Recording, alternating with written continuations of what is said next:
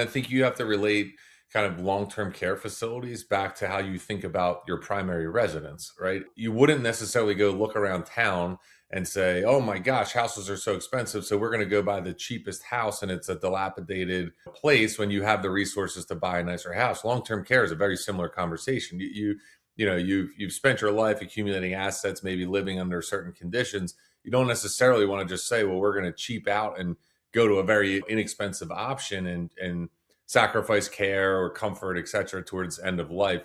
So I think you have to kind of draw parallels to those types of conversations. But yeah, it's also not an easy, pill to swallow when you think about, in excess of $10,000 a month going into a place like that. It's hard to conceptualize and really normalize. My thinking along long-term care has remained fairly consistent, that self-insuring for a lot of families that have meaningful wealth is usually the place they want to go. I tend to think too about like life insurance as really protecting us from things like premature death, income replacement, stuff like that. So when we start to marry in permanent insurance, and with maybe we need it, maybe we don't, I start to think maybe we're not necessarily solving exactly for the problem that we're facing. So I tend to think that. I also think that long-term care insurance and long-term care is generally situational and emotional, tied to the family that we're really working with. And what I mean by that is, if you've seen a loved one go through this scenario, and it's the same in estate planning and wanting to make your estate very simple. You've seen someone go through this and dealing with it as maybe a child caring for a parent.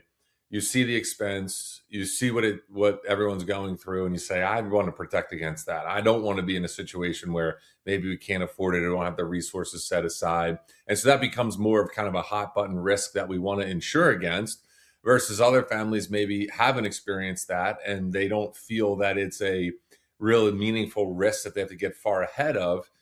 And so that conversation kind of shifts and changes. So I think it's situational. So when it comes to long-term care planning, I think there's a couple key elements. The first thing is, I really do think you need to think about that when you're healthy, right? It's a tough thing to think about. Nobody really wants to consider that part of their life.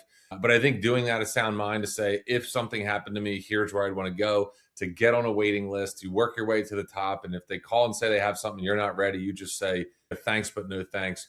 So I kind of encourage clients to think of it that way. Financially, in my mind, there's three ways that you protect from long-term care events financially, right? The first one's self-insurance. Do you have the assets that it just makes sense to say, "Hey, we'll use our assets to cover, we'll sell the primary house, we'll roll that money into a buy-in at a long-term care facility and work our way through it, and we'll use our assets to kind of fund things in between there." What I would say is the biggest effect of that is really not necessarily on a wealthy family's life. It's probably the wealthy family's heirs that are affected, because those expenses in the last 3 to 5 years of your life, if we're following kind of historical averages, they're big, and they kind of can shrink an estate down lower and lower and change the inheritance parameters. Some people care about that, some people don't. The second way, in my mind, is to insure long term care like car insurance. Buying a policy that kind of has a stated benefit, carries no cash value. And why I say car insurance, it's kind of the thing where if you don't use it, you lose it. So if you don't get in a car accident, the premium you paid the auto insurance company is basically theirs to keep through the course of the year. It also is the kind of thing, when you do get in a car accident, you're really happy to have the insurance in place. So it does, fit in that.